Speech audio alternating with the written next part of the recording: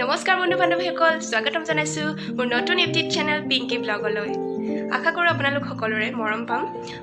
যদিহে ভিডিঅ'টো চাই ভাল লাগে তেন্তে লাইক কৰিব শ্বেয়াৰ কৰি দিব কমেণ্ট এটা কৰি দিব যে ভিডিঅ'টো চাই কেনে পালে আৰু ছাবস্ক্ৰাইব কৰি দিব যদি ভিডিঅ'টো চাই ভাল পায় গতিকে ভিডিঅ'টো চাব বুলি আশা ৰাখিলোঁ তেন্তে আজিৰ ব্লগটো ইয়াতে আৰম্ভ কৰিছোঁ তেন্তে আজি মানে ৰেচিপিটো এনেধৰণৰ মই চিকেন ম'ম'জ বনাম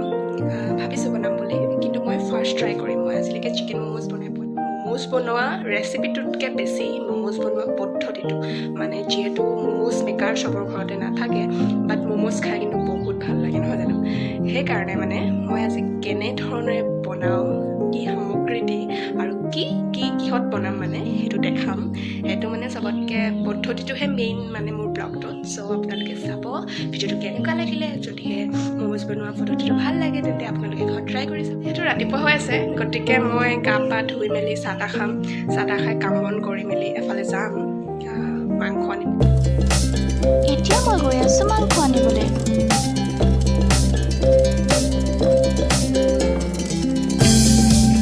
এতিয়া মই ঘৰ আহি পাই ম'ম'জ বনাবলৈ বস্তুখিনি ৰেডি কৰি ল'লোঁ এতিয়া এইখিনি ভালদৰে ধুই কাটি ল'লোঁ ম'ম'জ বনাবলৈ প্ৰথমে শুকাম এনেদৰে কাপেৰে জুখি ময়দা দিম ময়দাৰ লগতে এয়া অকণমান দিম বেকিং পাউডাৰ আৰু লগতে অকণমান নিমখ দিম কমকৈ তাৰপাছত লগতে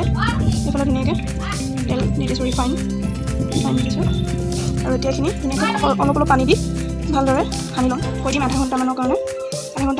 ইয়াত থৈ দিম ধুনীয়াকৈ তাৰপাছতহে আমি ইয়াত বেলিম ম'ম'জ বনাবলৈ মই এতিয়া আটাখিনি এনেকৈ বইল বনাই ল'লোঁ তাৰপাছত বেলি ল'ম কেৰাহীত তেল দিলোঁ তেলখিনি পকাৰ পাছত পিঁয়াজ নহৰু আদিখিনি দিম পিঁয়াজখিনি ধুনীয়াকৈ লৰাই এতিয়া ব্ৰাউন কালাৰ হ'বলৈ দিম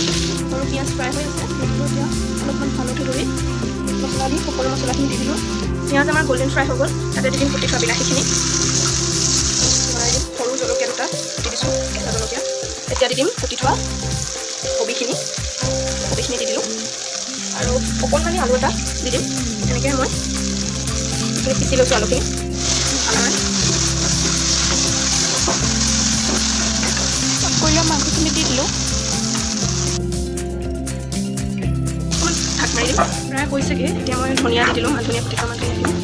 আৰু অলপমান দেৰি সিজাই পেলানি নমাই দিম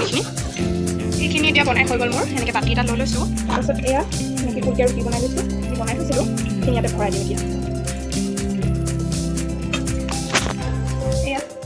এনেকৈ ৰুটিখনৰ ওপৰত দি দিলোঁ ৰুটিখনত এনেদৰে ৰুটিখনত এইখিনি চব্জিখিনি ভৰাই ল'লোঁ এতিয়া এনেদৰে ম'ম'জৰ ষ্টেপটো বনাই পেলাম কৈছিলোঁ যে ম'ম'জ ৰেচিপিটোতকৈ বেছি মানে মই ম'ম'জখিনি কিদৰে বনাওঁ মানে কি পদ্ধতিৰে বনাওঁ সেইটো দেখা কৈছিলোঁ গতিকে এইখিনি ৰেডি হ'ল এতিয়া মই আপোনালোকক কিদৰে কিহত আৰু কেনেকৈ বনাই দেখুৱাম সেইটো ষ্টাৰ্ট দিম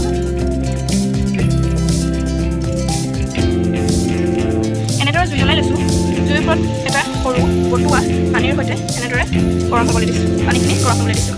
এটা চিলভাৰ খৰাহীৰ ওপৰত ম'ম'জখিনি ৰাখি ল'লোঁ সেইখিনি বটুৱা যে দি থৈছিলোঁ সেইখিনি গৰম হৈ উতলিছে পানীখিনি আৰু পানীখিনি উতলাৰ লগে লগে মই দি দিলোঁ এইটো হৈ গ'ল ৰেডি মোৰ ম'ম'জ মেকাৰ কেনেকুৱা লাগিলে কমেণ্ট কৰি জনাব এয়া ম'ম'জখিনি দি দিছোঁ ধুনীয়াকৈ এইটো মানে হেৰিটোৰ ওপৰত এনেকৈ ঢাকি দিলোঁ এইটোৰ ওপৰত বটুৱাটোৰ ওপৰত ভাপটো পাবৰ বাবে খৰাহী লৈছোঁ খৰাহীটোৰ ওপৰত এনেকৈ ম'ম'জখিনি ঢাক মাৰি দিলোঁ প্ৰায় 20 মিনিটমানৰ পাছত মই সেইখিনি দেখাই আছোঁ হৈছেগৈ সেইখিনি মই দেখাম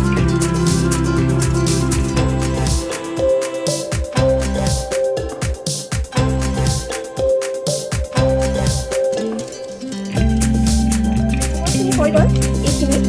এতিয়া মই এটা পিচ কৰি দেখাওঁ